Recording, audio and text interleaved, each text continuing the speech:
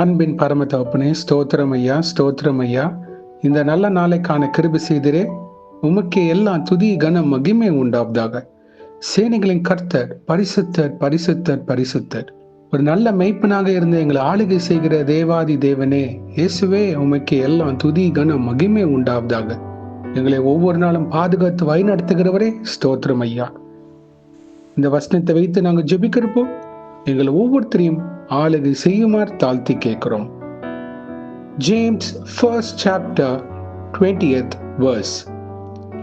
Human anger does not produce the righteousness God desires. யாக்கோபு 1ஆம் அதிகாரம் 20ஆம் வசனம்.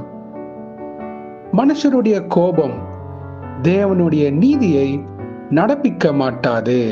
ஆமென். Thank you Jesus. இந்த வசனத்தை கொடுத்ததுக்காக ஸ்தோத்திரம் ஐயா.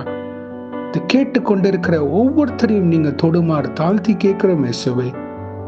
யார் யார் எதிர்பாராத கோபங்கள், இந்த சுவாபமுடைய அநேக பேர் மனமாற கிருபை செய்யுங்க ஐயா. ஏன்னா நாங்கள் இந்த உலகத்துல வாழ்றப்போ நாங்கள் எதிர்பாராத சூழ்நிலைகளை எங்களை நேரிடும் அப்பா. அப்பொழுது நாங்க பொறுமையோடு இருக்க கிருபை செய்யுங்க.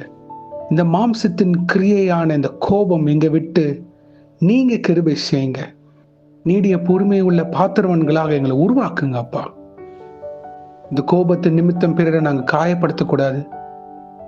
கோபத்தின் நிமித்தம் நாங்க அவதூறான வார்த்தைகள், தேவையில்லாத காரியங்கள் செய்யாதபடி எங்களை பாதுகாத்து வழிநடத்துங்க இயேசுவே. மாம்சம் பலவீனம், ஆனா ஆவி உற்சாகமா இருக்கு தகப்பனே. பரிசுத்த ஆவியானவர் எங்களை ஆளுகை செய்வீராக. எங்க சிந்தனை ஆளுகை செய்யுங்க. எங்க வாய், எங்க நாவு, எங்க உதடுகளை ஆளுகை செய்யுமா தாழ்த்தி கேட்கிறோம் இயேசுவே.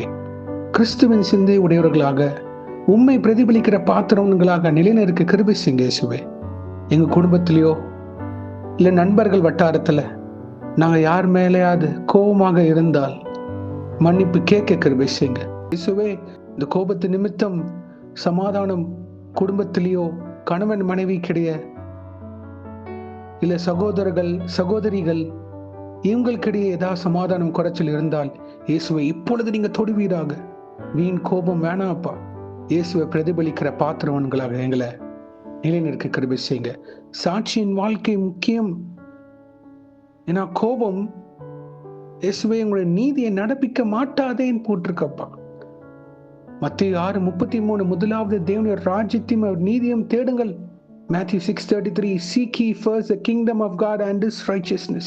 ஆமாப்பா, இந்த கோபத்தின் மூலமாக நாங்கள் உங்களுடைய நீதியை விடக்கூடாதப்பா. உங்க சித்தம் நிறைவேற வேண்டும் என்றால் எங்க வாழ்க்கை உண்மை பிரதிபலிக்க வேண்டும். அதற்கு எங்களை உருவாக்குங்க, வணைந்த ஆளுகை செய்யுங்க. ஆமாப்பா, எத்தனையோ குடும்பங்கள் இந்த கோபத்தின் மூலியமாக பிரிவு உண்டுபட்டிருக்கப்பா. அது ஒன்று சேர கிருபை செய்யுங்க ஐயா. மனம் இறங்குங்கப்பா. நாங்க கேட்கிற அநேக பேர் அவங்க குடும்பத்திலேயோ இல்ல அவங்க தெரிந்தவர்களோ யாராக இருந்தாலும் இந்த சுவாபங்கள் மாற, குடும்ப சூழ்நிலைகள் மாற கிருபை செய்யுங்க. நீங்களே பொறுப்பெடுத்து வழிநடத்துங்கப்பா இயேசுவே. உங்களை சார்ந்தெடுக்க கிருபை செய்யுங்க.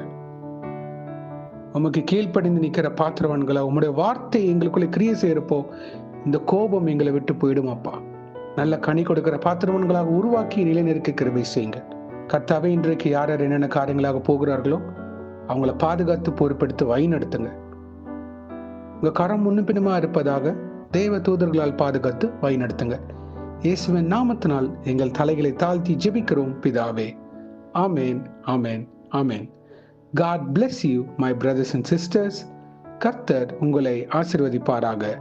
ஆமேன்.